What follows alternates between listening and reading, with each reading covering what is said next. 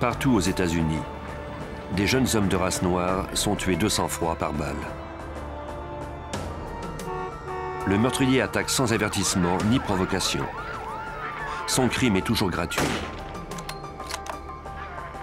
Sa seule motivation semble être la haine raciale. Une fois le meurtre commis, il disparaît.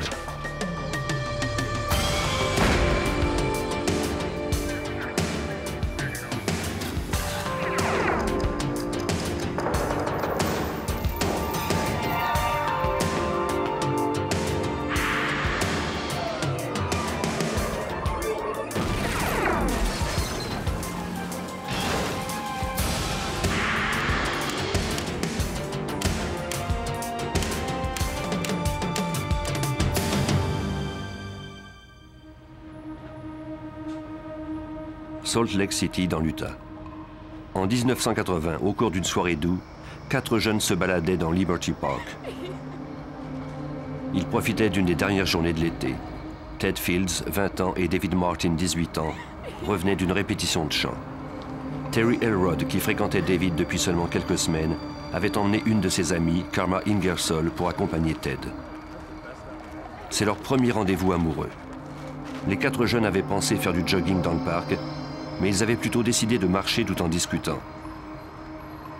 Ils étaient trop pris par leur conversation pour remarquer qu'un homme les observait à travers la lunette de sa carabine.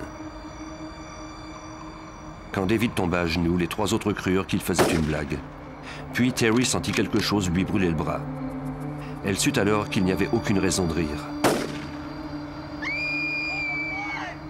Ted dit aux jeunes filles de se cacher pendant qu'il tentait d'aider son ami.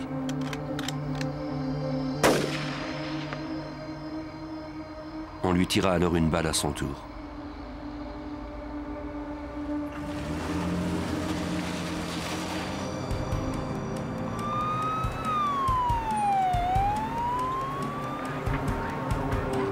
Des policiers et des équipes d'urgence se rendirent immédiatement sur la scène.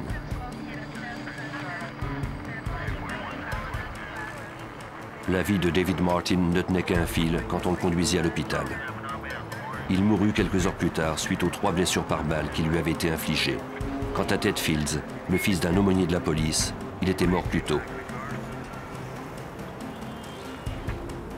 Des témoins avaient entendu des coups de feu provenir d'un immeuble abandonné situé de l'autre côté de la rue. Personne n'avait cependant vu le tireur.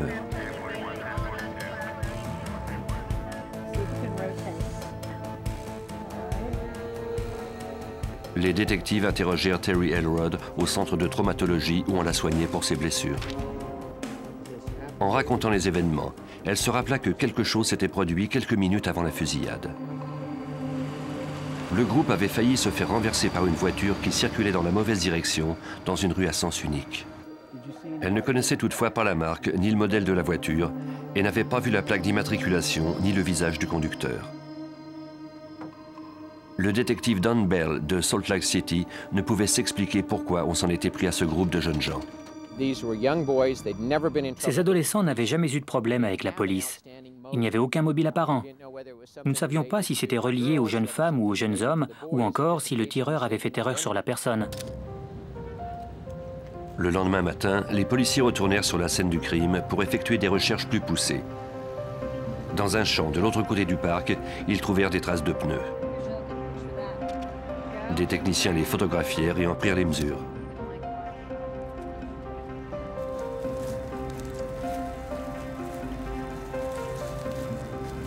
Près des traces, ils découvrirent 6 douilles de projectiles. Des témoins avaient dit que les coups de feu provenaient d'un immeuble abandonné. Les détectives croyaient qu'ils en avaient sans doute entendu l'écho. Apparemment, le tireur s'était caché dans un buisson, à l'affût du groupe, jusqu'à ce qu'il arrive à portée de tir.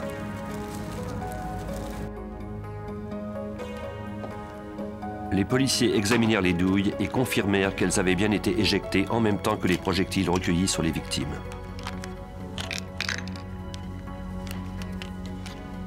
Ils envoyèrent ces indices au laboratoire balistique de Washington pour qu'on puisse identifier le type d'arme utilisée. Les résultats seraient connus après un certain temps. En attendant, les enquêteurs tentèrent de trouver de nouvelles pistes.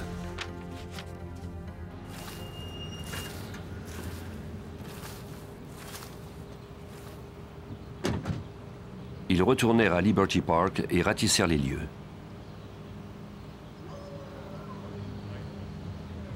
Un des résidents du quartier, Gary Spicer, leur dit qu'il avait vu quelque chose de suspect un peu avant le meurtre.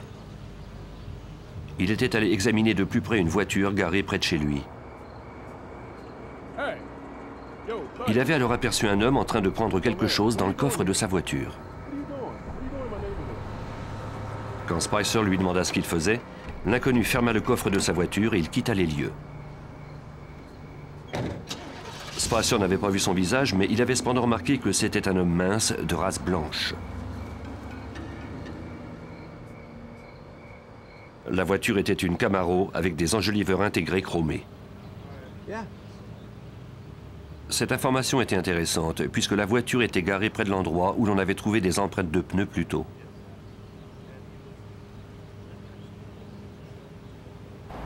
Deux jours après les meurtres, les policiers n'avaient cependant aucune piste solide. Les médias firent abondamment état de l'affaire et la colère de la population s'accentua. Nous n'avions jamais rien vu de tel à Salt Lake City. Personne ne s'était fait abattre de cette façon et surtout pas des adolescents au beau milieu d'une intersection. Le public voulait connaître l'identité du tueur. Il voulait aussi savoir si ces meurtres étaient motivés par le racisme. Il y avait peut-être là aussi une violation des droits civiques en plus des meurtres. Cela rendait les responsables du ministère de la Justice encore plus préoccupés de la situation.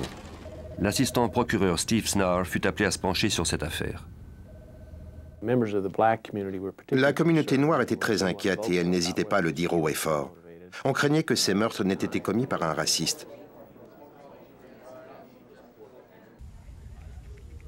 On demanda à l'agent spécial Curtis Jensen du bureau du FBI de Salt Lake City d'apporter son aide aux enquêteurs de la ville. Au début, quand j'ai entendu parler de l'affaire, j'étais révolté. Ces meurtres n'ont pas fait qu'inquiéter la communauté noire, mais aussi toute la population de Salt Lake City. Un assassin rôdait en liberté dans la ville et il pouvait récidiver à tout moment.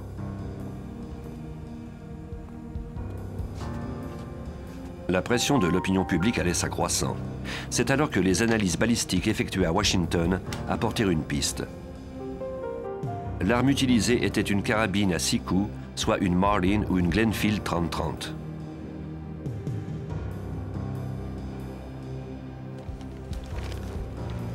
Après avoir interrogé les armuriers et consulté les annonces classées pour vérifier les acquisitions récentes d'armes à feu, les enquêteurs établirent une liste de 150 armes qui correspondaient à cette description.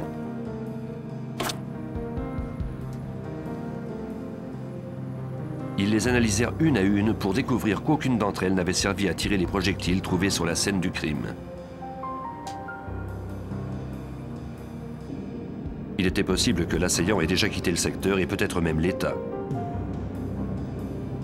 Le FBI envoya à toutes les agences locales et fédérales du pays un communiqué fournissant tous les détails du crime, notamment une description de l'arme utilisée et des douilles qui avaient été retrouvées.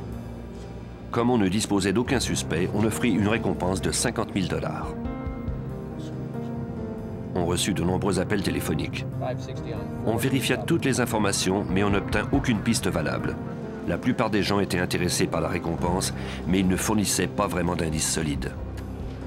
Un appel suscita toutefois un peu d'espoir. Une jeune femme croyait avoir rencontré le meurtrier. Elle se faisait appeler Mickey et faisait de la prostitution à l'occasion. Elle hésitait à parler à la police, mais le détective Bell lui promit qu'on ne porterait aucune accusation contre elle si elle venait au poste répondre à quelques questions. Cette étudiante, qui avait du mal à joindre les deux bouts, se prostituait quelques jours par semaine en fréquentant le quartier chaud de la ville. Elle parla au détective d'un de ses clients qu'elle avait rencontré en août, soit au moment des meurtres. Mickey marchait dans la rue quand un homme à bord d'une Camaro s'était arrêté pour lui demander si elle voulait faire la fête avec lui. Elle ne prévoyait pas se prostituer ce jour-là et elle refusa d'abord de le suivre, mais il lui promit qu'elle ne le regretterait pas. Comme elle avait besoin d'argent et qu'il ne semblait pas dangereux, elle monta à bord de sa voiture. Il avait un accent du Sud. Il se présenta sous le nom de Bill Hagman. Il la conduisit au Regal Inn Motel.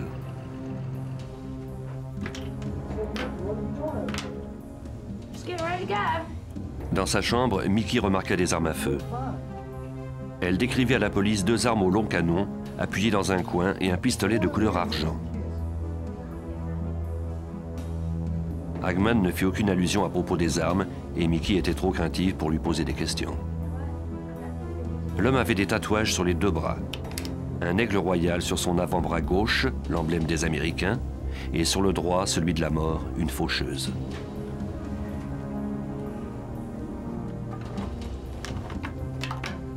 Après quelques heures à l'hôtel, Hagman l'invita à manger avant de la conduire chez elle. En route vers le restaurant, il sortit son pistolet et lui dit une chose qu'elle n'oublierait jamais. Il lui a confié qu'il était engagé par le Ku Klux Klan. Il lui a demandé si elle voulait qu'il tue ses nègres. Elle lui a alors dit d'enlever cette arme de là. Elle était très inquiète. Il lui a ensuite confié qu'il l'avait déjà fait dans le passé, qu'il suffisait de marcher dans leur direction, de tirer, puis de poursuivre sa route. En voyant tomber les victimes, les témoins étaient généralement trop déroutés pour lui prêter attention. Mickey était terrifiée, mais elle parvint à le convaincre d'épargner le piéton. Plus tard, Hagman la déposa à son appartement, où il rencontra brièvement sa colocataire. Mickey était-elle une source fiable ou juste quelqu'un qui était attiré par la récompense?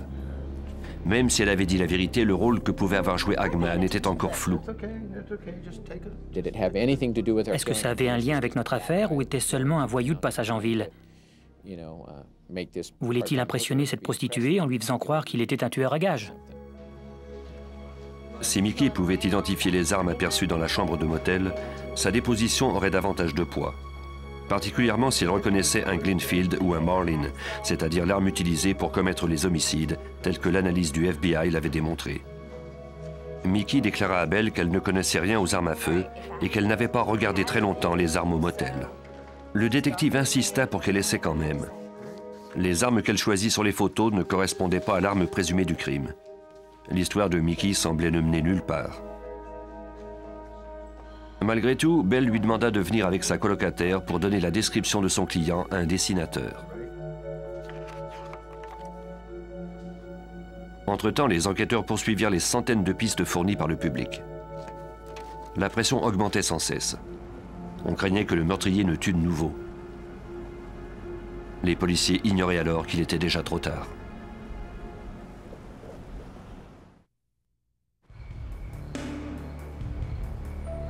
Trois semaines après le meurtre de 2 jeunes hommes de race noire à Salt Lake City, on ne connaissait toujours pas l'identité du tueur.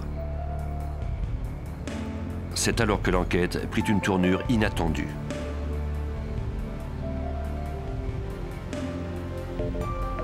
Les autorités locales reçurent une réponse au communiqué qu'ils avaient envoyé par le biais du FBI.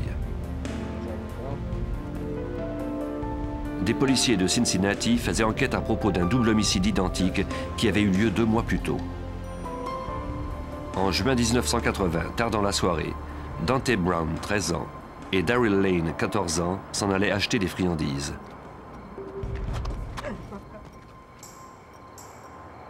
Ils ne virent jamais l'homme qui les surveillait. L'attaque fut rapide. Ils n'eurent aucune chance de s'en tirer.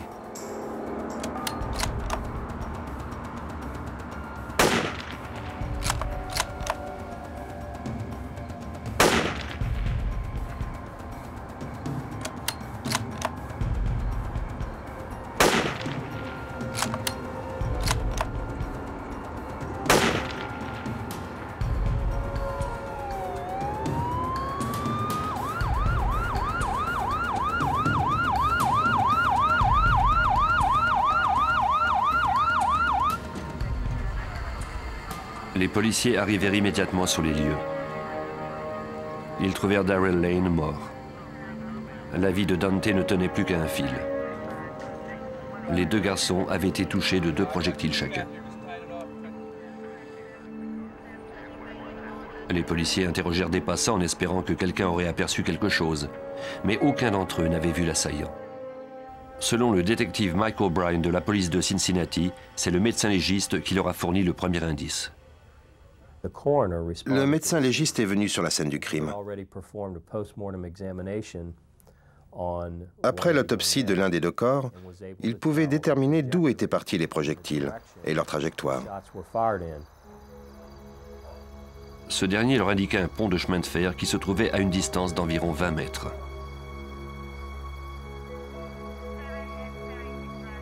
Les policiers examinèrent attentivement les alentours. Dans des hautes herbes, ils découvrirent 4 douilles de carabine. Les analystes balistiques déterminèrent par la suite qu'elles provenaient d'une carabine Ruger de calibre 44. Quelques mois s'étaient écoulés depuis ce double meurtre à Cincinnati et les policiers n'avaient pas encore de suspect. Ils ne parvenaient pas à s'expliquer pourquoi on s'en était pris à ces 2 adolescents. Le fait qu'il s'agisse de 2 enfants de 13 et 14 ans et qu'ils aient été la cible d'un tireur isolé sans mobile apparent alors qu'ils se rendaient à une confiserie a bien sûr déclenché un véritable tumulte dans le quartier et le reste de la ville.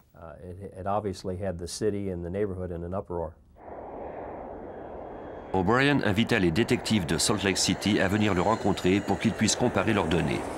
Pour le détective Don Bell, les liens entre les 2 affaires pouvaient se révéler d'une importance cruciale.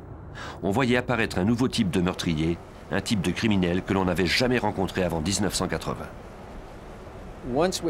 Quand nous avons pris connaissance de ces informations, nous avons eu la quasi-certitude que nous cherchions le même tueur. C'était la première fois que nous travaillions sur un tel cas, c'est-à-dire un tueur en série qui se déplaçait. C'était nouveau pour tout le monde, pas seulement pour nous à Salt Lake City. Auparavant, nous n'avions jamais vu de cas de tueurs en série itinérants.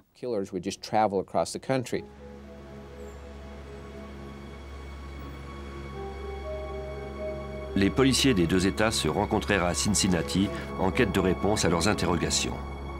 Pendant ce temps, le détective Bell suivait sa seule piste à Salt Lake City, celle que lui avait fournie la prostituée Mickey. Elle avait passé une soirée avec un certain Bill Hagman au Regal Inn Motel. Il possédait des armes à feu et roulait à bord d'une Camaro comme celle aperçue par des témoins sur la scène du crime. Au motel, Bell trouva la carte du registre que Bill Hagman avait signée, datée du 16 août, soit 4 jours avant les meurtres. L'adresse d'Hagman était au Kentucky. Nous avons demandé aux agents du FBI de vérifier ce nom grâce à leur base de données. Ils n'ont rien trouvé.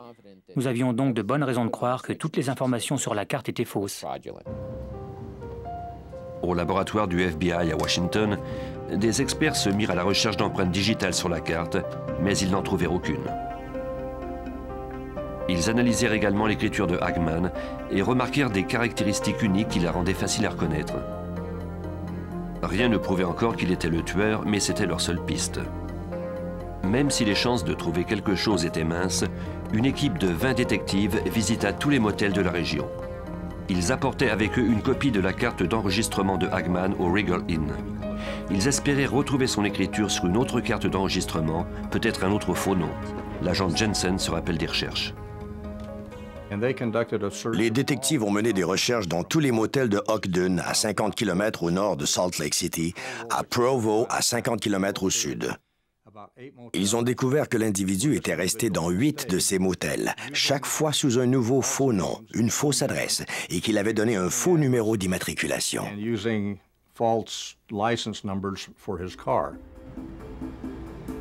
Le suspect avait notamment loué une chambre au Scenic Motel, le 20 août, soit le jour même des meurtres. Le motel était situé à seulement 9 pâtés de maison de Liberty Park.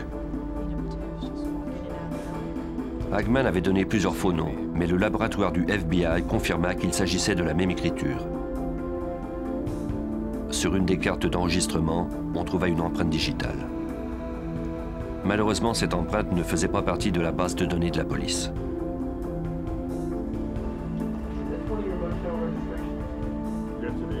Au Sandman Motel, les détectives eurent à nouveau de la chance. Sur la carte qu'il avait signée, il avait mis le numéro de plaque d'immatriculation de sa Camaro. Le propriétaire du motel avait cependant ajouté un autre numéro de plaque dans la marge.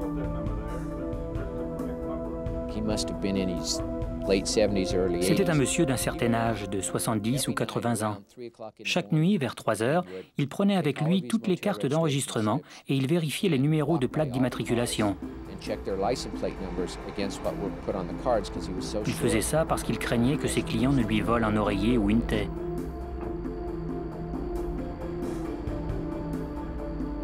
En examinant le numéro de plaque d'immatriculation de la Camaro, le propriétaire constata que ce n'était pas celui qui était indiqué sur la carte d'enregistrement et il prit soin de noter dans les marges le bon numéro de la plaque du Kentucky. Une recherche dans les bases de données nationales permit de constater que la Camaro appartenait aux membres d'une famille de notables de Louisville, au Kentucky. Les détectives de Salt Lake City partagèrent ces informations avec leurs collègues de Cincinnati. Ils ont immédiatement appelé le service de police de l'endroit et retrouvé le propriétaire du véhicule. Ce dernier avait vendu sa voiture quelques mois plus tôt.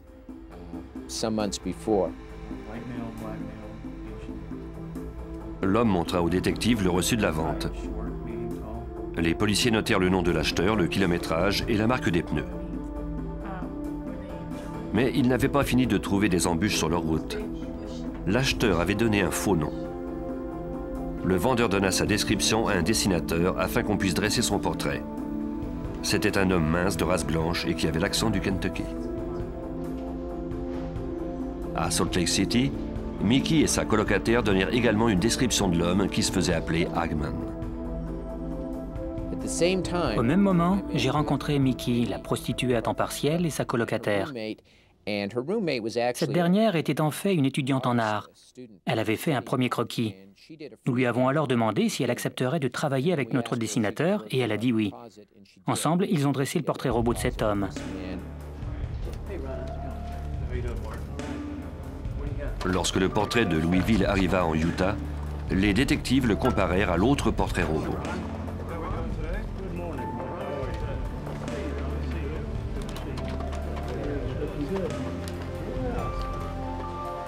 Les deux hommes se ressemblaient de façon troublante. Les enquêteurs disposaient maintenant du visage du suspect.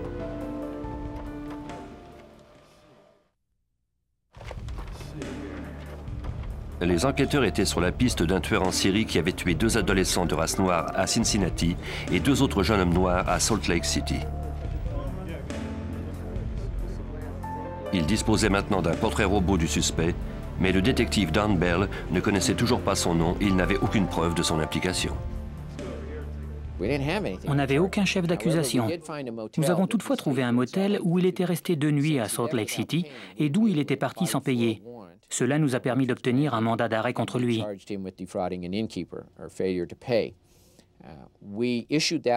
Sur ce mandat apparaissait chacun des noms dont il s'était servi dans les différents motels.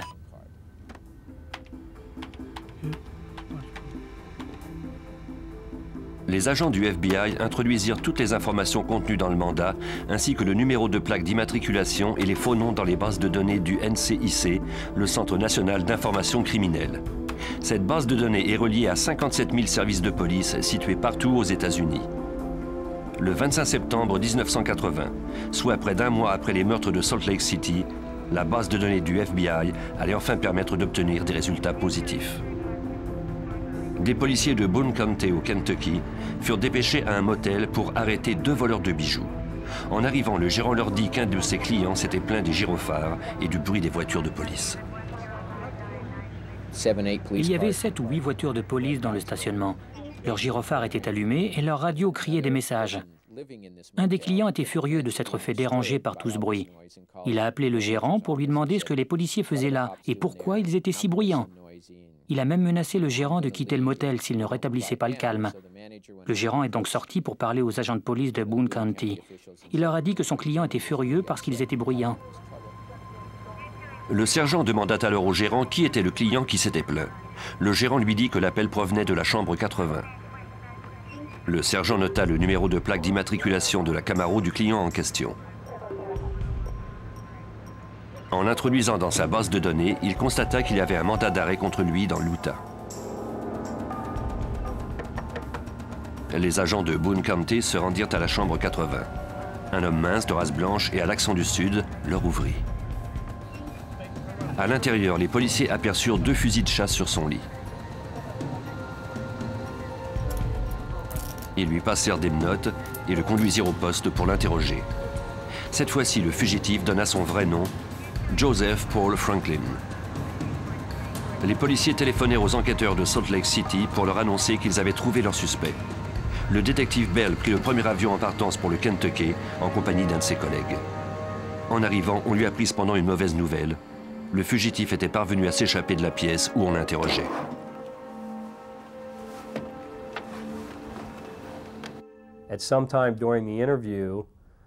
Au cours de l'interrogatoire, le détective a quitté brièvement la pièce pour aller chercher quelque chose à boire. Le suspect en a alors profité pour sortir par la fenêtre. Heureusement, les enquêteurs disposaient de la Camaro du suspect, de ses armes ainsi que de son portefeuille qui contenait son permis de conduire et sa photo. Le détective Bell se rappelle à quel point le visage sur la photo ressemblait à celui des deux portraits robots. J'ai ressenti une drôle d'émotion en voyant la photo. Le visage ressemblait énormément au portrait qu'on avait fait au Kentucky et à celui de Salt Lake City. C'était comme si on s'était servi de la photo de son permis pour faire le portrait robot. Le présumé tueur en série avait cependant encore une longueur d'avance sur la police. Le FBI fit émettre un mandat fédéral à son endroit pour l'évasion d'un suspect sujet à une inculpation.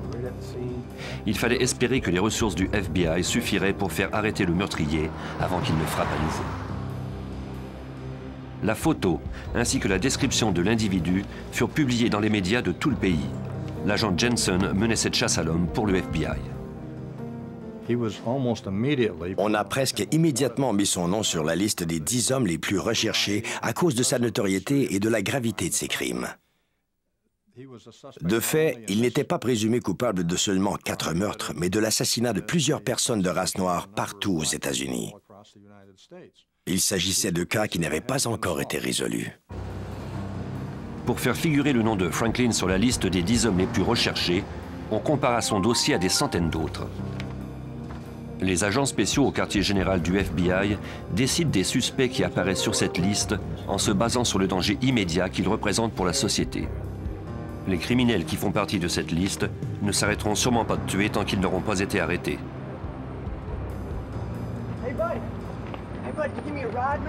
La nouvelle de l'évasion du tueur suscita de nombreux appels de personnes qui croyaient l'avoir vu, notamment un adolescent du Kentucky. Un homme lui avait offert 100 $ pour lui faire traverser une rivière et le conduire à un centre commercial à Cincinnati. Les enquêteurs arrivèrent en grand nombre au centre commercial en question pour interroger tous ceux qui pouvaient l'avoir vu. Ils apprirent que le suspect avait acheté de nouveaux vêtements, qu'il s'était fait couper et teindre les cheveux. Franklin avait changé d'apparence et il semblait avoir facilement accès à de l'argent.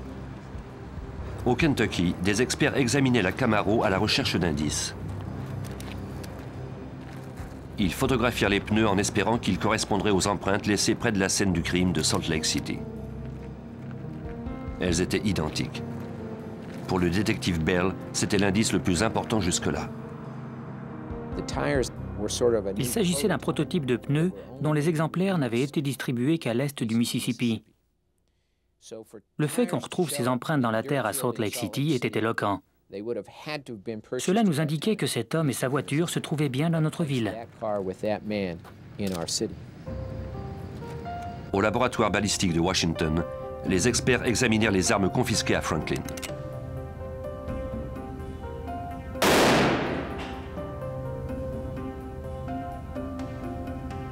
Peut-être pourrait-il déterminer que l'une d'elles avait servi au crime. Il avait 2 fusils de chasse et 2 pistolets. Au FBI, on a comparé ses armes aux projectiles recueillis à même les victimes. Il n'avait pas été tiré avec ces armes. Les experts du FBI fouillèrent également dans la base de données afin de connaître les antécédents de leurs suspects. Ils découvrirent alors que Joseph Paul Franklin avait légalement changé de nom.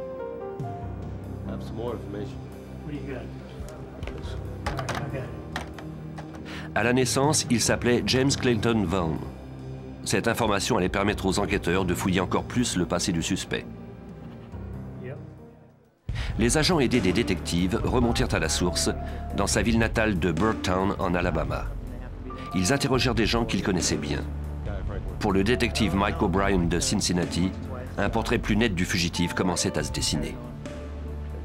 Burtown est à peu de choses près séparé en deux. D'un côté, la population est noire, de l'autre, elle est blanche. Il a donc été élevé dans un milieu perturbé par les tensions raciales. Il y avait de nombreux problèmes entre les Noirs et les Blancs dans ce secteur. Des parents de sa mère avaient été du côté des nazis en Allemagne durant la Seconde Guerre mondiale. D'ailleurs, Franklin avait lu Mein Kampf. Ça l'avait fort impressionné.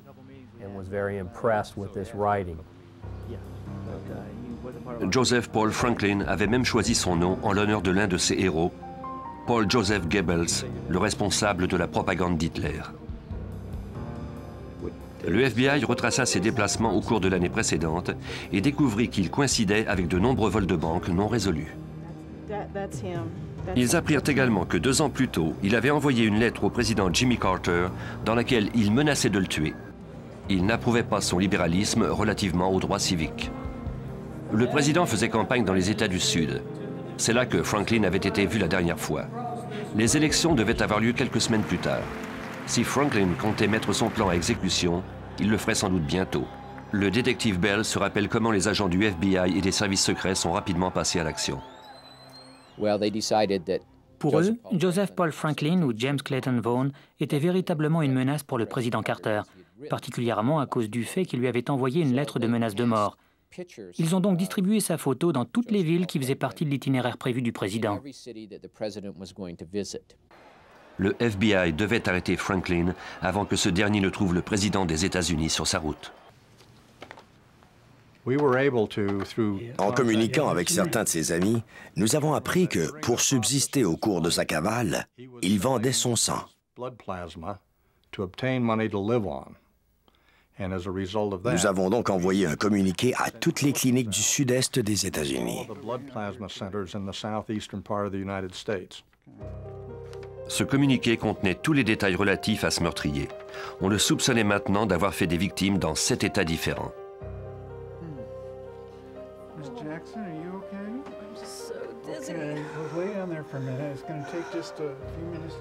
Le 28 octobre, le fugitif se présenta dans une clinique de Tampa.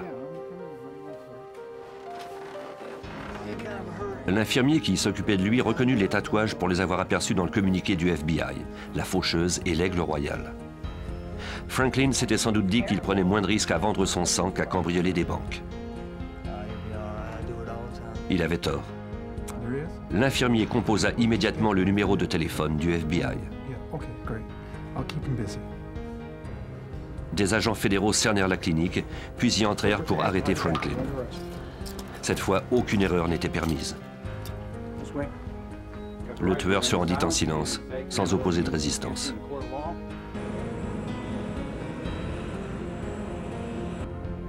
On le conduisit à Salt Lake City en vue de le faire comparaître pour les meurtres de Ted Fields et de David Martin. Il y avait cependant une ombre au tableau, comme nous l'explique Don Bell. Le procureur du comté ne croyait pas que notre dossier était assez étoffé. Pour lui, nos preuves étaient indirectes et il n'était pas prêt à aller en cours avec des preuves aussi minces. Le FBI a alors décidé d'entrer en action. Les agents du FBI croyaient au contraire qu'on disposait des preuves nécessaires pour le faire inculper de violations de droits civiques. Une telle accusation présentait tout de même quelques difficultés. Les procureurs devaient non seulement prouver sa culpabilité dans les meurtres commis dans l'Utah, mais aussi démontrer que le mobile du crime était le racisme.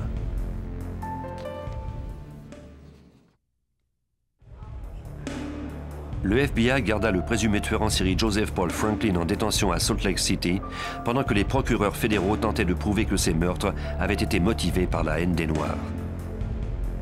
Des agents interrogèrent de nouveau certaines des relations de Franklin, des membres de sa famille et ses 2 ex-femmes. Ils désiraient ainsi obtenir une image plus nette des convictions de Franklin. L'agent Jensen avait envoyé son équipe à Burton, en Alabama, la ville natale de Franklin. Là-bas, nous avons rencontré des gens qu'il connaissait bien. Ainsi, cela nous a permis de bien définir ses antécédents et de savoir comment il était. Nous avons notamment appris qu'il avait des liens avec le Ku Klux Klan et aussi avec le Parti nazi américain. Il avait été arrêté de nombreuses fois pour avoir troublé l'ordre public et à certaines occasions pour possession d'armes. Peu importe où il allait, de nombreux témoins se rappelaient sa voiture. Pour l'assistant du procureur Steve Snarr, la Camaro de Franklin s'est révélée un indice crucial dans cette affaire. La voiture que conduisait Franklin était unique. Elle était notamment d'une couleur particulière. Le propriétaire y avait fait ajouter une ligne rouge. Il y avait aussi de l'équipement spécial à l'intérieur et des pneus d'un modèle assez rare. Toutes ces caractéristiques ont eu pour conséquence que les témoins de Salt Lake City se la rappelaient très bien. L'équipe d'enquête interrogea également 2 jeunes femmes qui étaient montées à bord de la Camaro de Franklin. Nous avons retrouvé 2 femmes, Sandra et Rhonda.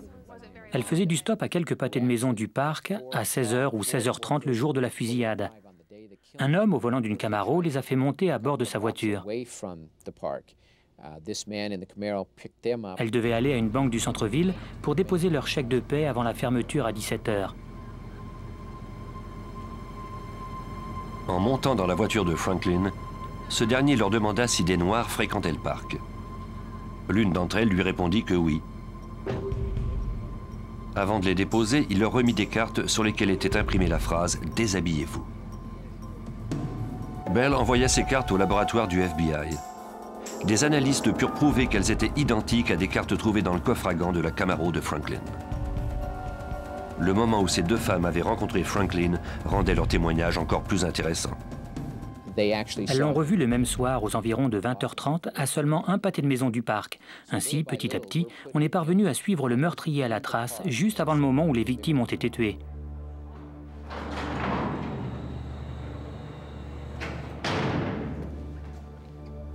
À la prison du comté de Salt Lake City, Franklin était détenu dans une pièce fermée à double tour, étant donné qu'il avait déjà faussé compagnie à ses gardiens.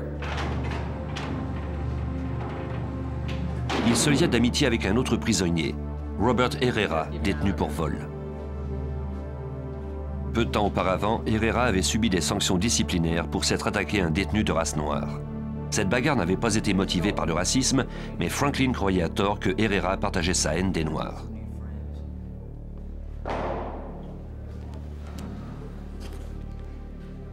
Il se confia à lui.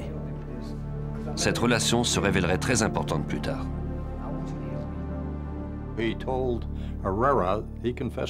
Il a avoué à Herrera qu'il avait tué les 2 jeunes hommes de Salt Lake City et il lui a aussi confié avoir commis un homicide à Oklahoma.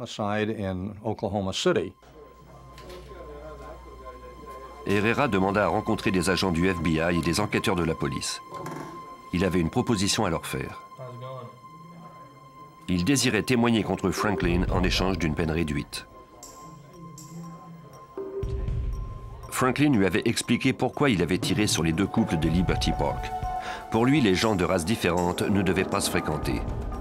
Quand il avait aperçu les Noirs en compagnie de jeunes filles blanches, il avait décidé de les éliminer. Les enquêteurs ne savaient pas s'ils pouvaient se fier au témoignage de Herrera. Un aveu fait à un autre détenu n'est pas l'argument le plus solide pour obtenir gain de cause.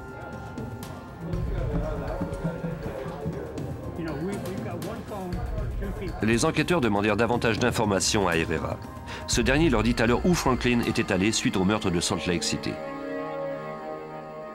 Il connaissait les allées et venues de Franklin après la fusillade. Il a quitté Salt Lake City pour Ogden, au nord de la ville. Puis, il a emprunté l'autoroute qui traverse le Nevada et se rend à San Francisco. Là-bas, il a vendu le fusil utilisé pour ce double homicide dans un marché aux puces dans le secteur de la baie de San Francisco. Le détective Bell envoya une équipe au marché aux puces. Les enquêteurs y interrogèrent des armuriers ainsi que des témoins.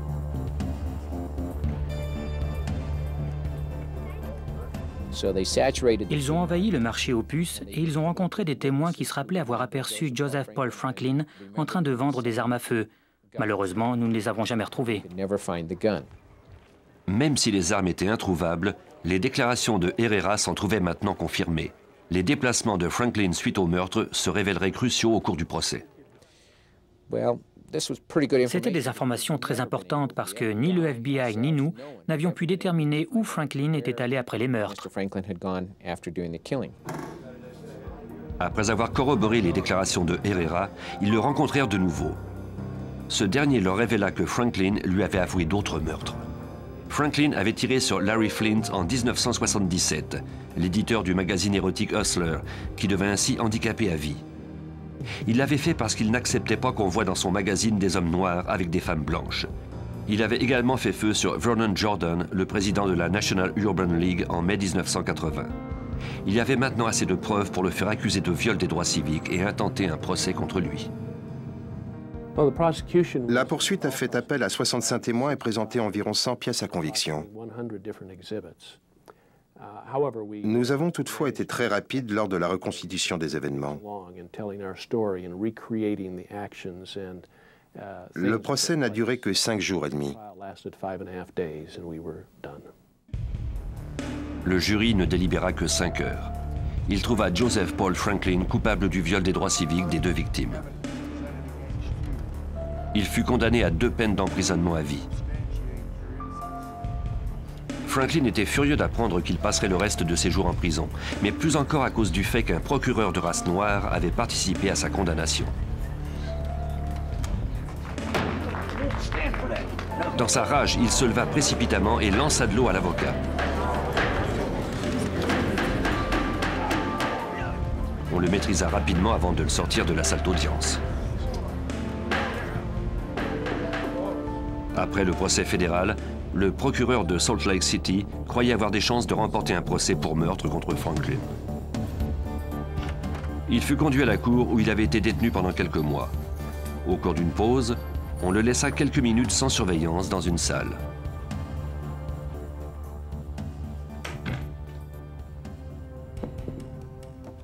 Quand le garde revint, il constata que la porte était sortie de ses gonds et que Franklin avait pris la fuite.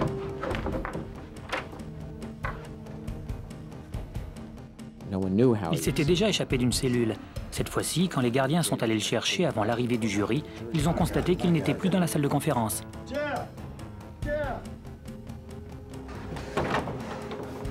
Libre, Joseph Paul Franklin aurait tout le loisir de poursuivre sa campagne meurtrière. Il ne pouvait sortir de l'immeuble que par l'ascenseur qui ne fonctionnait qu'avec la clé d'un gardien. L'un d'eux constata que le panneau de contrôle avait été ouvert. Franklin avait actionné l'ascenseur en établissant le contact entre les fils électriques à l'aide d'une pièce de 10 cents et d'un trombone. Il est parvenu à retirer la plaque de métal de la boîte de contrôle de l'ascenseur réservée aux prisonniers, à mettre les fils électriques à nu et à le faire monter à son étage. Puis, il a disparu. Les policiers firent fermer les rues avoisinantes pendant que les gardiens de la cour fouillaient l'immeuble à la recherche du fugitif. Nous avons immédiatement averti les gens que cet homme s'était échappé. Nous avons alerté tous les policiers disponibles. Ils ont ratissé le centre-ville. Pendant ce temps, un des gardiens de la cour s'est demandé si le fugitif avait remarqué qu'un des panneaux du plafond de l'ascenseur était mal fixé.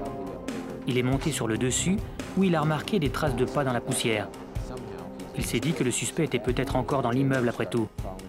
Il s'est mis à sa recherche en rampant dans les conduits de ventilation de l'immeuble. Il trouva enfin Franklin. Ce dernier courait comme un rat dans un des conduits. Il était hors de portée du gardien. Il arriva alors au bout du conduit où un autre gardien l'attendait.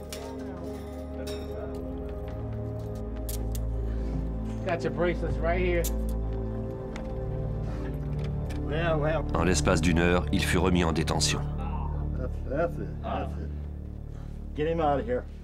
Nous lui avons fait prendre une douche et une fois recoiffé, il est revenu à la salle d'audience. Le jury n'en a pas trop souffert. Il a eu 1 heure de plus pour manger. Au cours des 17 années de prison qui suivirent, Franklin avoua être l'auteur de 16 autres meurtres dans 8 États différents. Il n'a cependant jamais reconnu avoir commis le double homicide de Cincinnati. Le détective Mike O'Brien refusait d'abandonner la bataille. Il a continué d'amasser les indices dans l'espoir de faire accuser Franklin un jour de ces meurtres. La chance a souri à O'Brien quand il a réussi à convaincre Franklin de rencontrer Melissa Powers, l'assistante du procureur de Cincinnati. Franklin est entré dans la pièce. Madame Powers s'est présentée, elle lui a dit qui elle était et pourquoi elle était là. Tout de suite après s'être assis, il lui a dit « Vous savez, j'ai tué 6 enfants à Cincinnati. »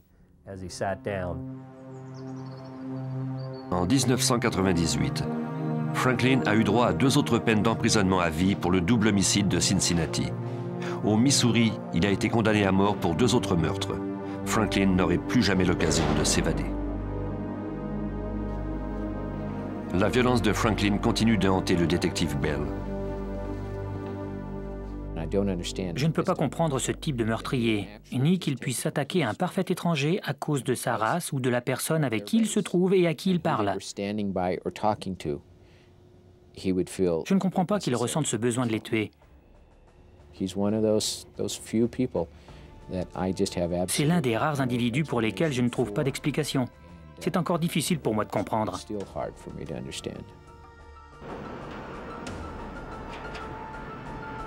Les familles des victimes ont retrouvé une certaine paix de l'âme car Franklin est maintenant derrière les barreaux.